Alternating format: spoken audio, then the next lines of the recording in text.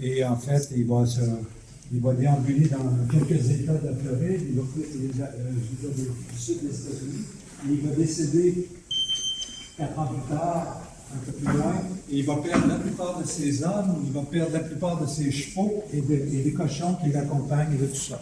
En fait, il va laisser dans la nature des germes, aussi bien par ceux apportés par les humains, mais aussi par les animaux, dont les cochons. Les cochons, comme vous le savez, ont des germes qui nous sont très dangereux. Nous, nous les avons domestiqués, donc nous avons 10-12 000 ans d'habitude avec les cochons. Hein? Et il y a un petit peu de cochon en nous, si vous voulez, dans tout. Donc, on est protégé largement des germes apportés par ces animaux domestiques, mais pas du tout les Amérindiens. Et il est clair que quand les Français retournent dans cette région à peine 100 ans plus tard, la plupart des grandes sociétés mississippiennes qu'on connaît ont disparu. Alors, ces gens-là ont vécu 5000 ans, ils se sont développés pendant 5000 ans, et tout d'un coup, paf, il n'y a plus personne dans la région. Il y a du monde, mais ce n'est plus le même genre de groupe. Les grands terres cérémonielles ont cessé d'exister, cessé d'être utilisés. Donc, il y a des sociétés beaucoup plus petites, beaucoup plus mobiles. Alors, il est fort probable que déjà, Hernando de Soto avait déjà mis le germe, finalement, dans le truc. Et les chevaux vont devenir sauvages.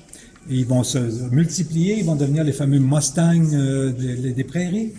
La magnifique tunique de guerre que vous avez là avec la coiffe, qui date d'autour du début du 18e siècle, sont en fait des Indiens modernes, parce que ce sont des gens qui montent à cheval. En fait, l'idée de l'Indien que nous avons, c'est largement l'idée de l'Indien moderne. Ce n'est pas l'Indien ancien qui vivait sur des grands terres cérémonielles énormes. C'est celui qui est à cheval, qui court après le bison et tout ça.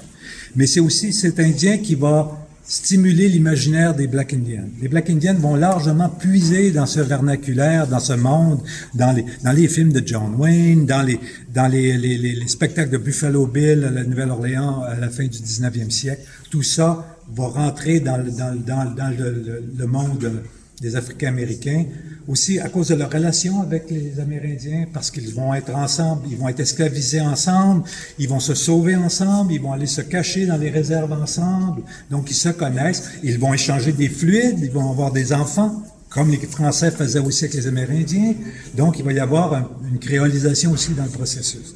Et tout ça fait partie de ce phénomène. Un truc important, n'oubliez jamais que les ennemis de vos ennemis sont vos amis. Hein?